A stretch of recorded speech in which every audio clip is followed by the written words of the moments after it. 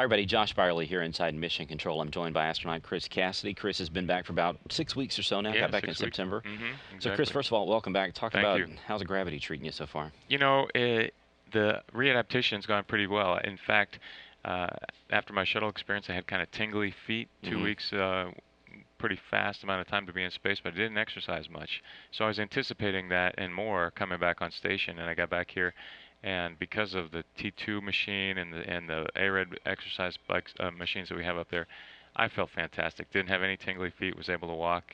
Really felt great. It's amazing how different it is. Probably going up there about 2 weeks and then almost 6 months up on board the space station. Talk about the differences between those two. Yeah. So. Well, the one thing I didn't expect was sort of this feeling of ownership, of like it was my home on the Mm-hmm. space station. Whereas when I went to the space station on the shuttle, I was a shuttle crew member. I ate and slept and went to the bathroom on the shuttle and went over to the space station to use the facilities and go do spacewalks and robotics and this sort of thing. But it wasn't my home. Yeah. And then to be there now for 6 months, it really truly felt like home. If you're in your own house and you put a new audio-visual equipment in your living room, you take care where you route the cables because you don't want ugly cables in All your right. family room. And that's the kind of feeling that we have, when you're there that long. You put a new computer somewhere, you make the cables perfect so you're not tripping over the wires and that sort of thing. It really neat feeling. Let's talk about the crew that's about to go up. You've got Rick and Koichi and Mikhail get about to head up here in just a few short days. November 6th, they're going to launch. You guys were the first crew to actually go up there in one day, right? Usually it hmm takes about 2 days to get up to the space station. You Yeah. guys did it pretty fast. Was there a difference? I mean, did it feel weird going up there within 6 hours or what?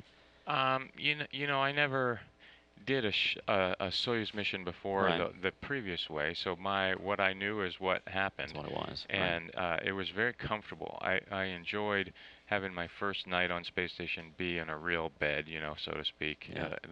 a real toilet, a real selection of food. Yeah. That was a really nice feeling to have all those creature comforts on that first night.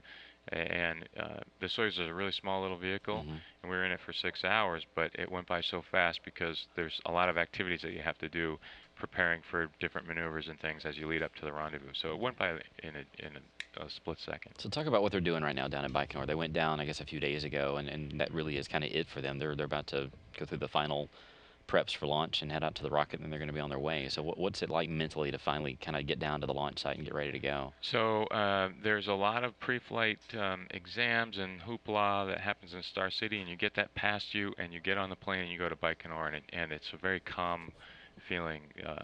It's a slow pace. You're there for 2 weeks. In the beginning, there's not much. Hmm. It's wake up, a little bit of Groundhog Day every day. You wake up, you work out, you eat, you work out again if you want to read books and do a few classes here and there, but it's pretty slow paced. And then you get to this event called the second fit check, where it's about, I don't know, 3 or 4 days from launch, and after that the ball starts rolling really quickly. You can see, you feel the excitement as launch is only a handful of days away. Your family and friends come into town and you see them, Hmm. and the excitement really builds. And I think that's about the point where they are now. Um, Leading up to that, people are coming and visit them, and I remember that same feeling for me, really ratcheting up the excitement, and seeing the light at the end of the tunnel. Like, this is really going to happen. We're really going to go, and yeah, it's a neat feeling. So let's talk about the other crew, Karen and Luca and Fyodor. They're getting ready to come home. So what is it hmm like at the end of all that to kind of realize, oh my gosh, this is actually kind of coming to an end, and I'm about to wrap this up? Yeah, it's a strange feeling. It's one you think about going home because you want to see your friends and Right. family, but yet it's a really cool place to be, and you never know if it's your last time you're ever going to have that opportunity to be up there. So there's a kind of mixed feelings, there's Yeah. mixed emotions of how you want to proceed in those last few weeks, and but in a nutshell, you're just doing your daily tasks and preparing things. Like for instance, I was making sure that Mike Hopkins was going to have everything that I thought. Oh, well, I had a belt. Does Hopkins have a belt? I'm going to leave him my belt. No, stupid thing, little Yeah. things like that that kind of prepare you. And then I also remember, this sounds pretty trivial, but the excess clothing that I had, socks, underwear, T-shirts, that I knew I wouldn't need once I got with inside uh, a couple of days, 5 days from going home. I knew I wouldn't need all that stuff. Yeah. so I threw it away. And that simple act sort of shifted my focus of, okay, I'm on space station, to, all right, I'm really going home now. And I got kind of excited to go home. I was sad to leave. You know, I really enjoyed my time with Karen and Luca and being on space station, but it was a neat time, neat, exciting feeling to get headed home. Yeah. Last question. What was kind of the biggest surprise that you didn't really anticipate, that you got up there and you're kind of like, wow, I didn't really expect this? Yeah, that I'm asked that often, and it's a tough question to answer because there's so many different ways. Um, I touched on that sense of pride of ownership of the Mm-hmm. space station. That was one little unexpected aspect of it. But I'd seen the Earth before from the space shuttle and the space station, but I never had seen the cupola.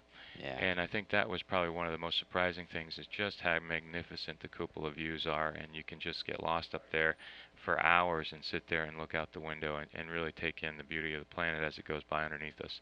So that's probably the biggest thing, was just the magnificent beauty of the cupola. Appreciate it, Chris. Yeah.